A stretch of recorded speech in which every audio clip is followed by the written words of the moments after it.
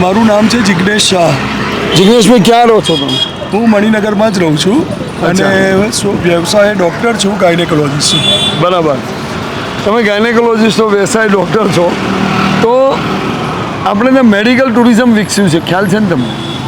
ઘણું શું સારું કારણે? વિકસ્યું છે. શું કારણ? એનું મેઇન કારણ છે કે આપણા ડૉક્ટરો પાસે જે અનુભવ છે વ્યાપક, એવો કોઈ ડૉક્ટરો પાસે નથી.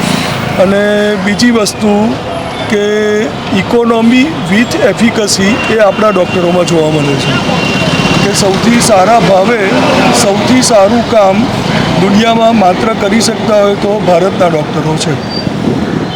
અને એ બી પાછી વહેલી મુદતે તરત ત્યાં 3 મહિને 6 મહિને મુદત નહીં, તમે આવો વોકિન, કોઈ એપોઇન્ટમેન્ટ નહીં, વોકિનમાં આવો, બીજે દિવસે ઓપરેશન થાય, ચોથે દિવસે તો તમે ઇન્ડિયા છોડીને જઈ શકો.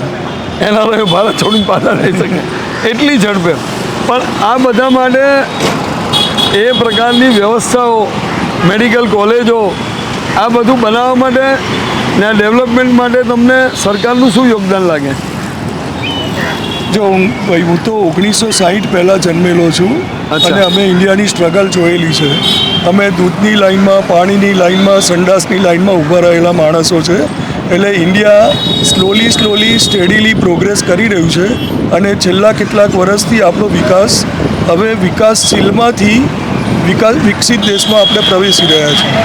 એટલે એવું નથી કે છેલ્લા 10 વર્ષમાં વિકાસ થયો છે, સ્લોલી વિકાસ ચાલુ હતો, પણ હવે જૂના વિકાસનું ફળ હવે આપણે જોઈ રહ્યા છીએ.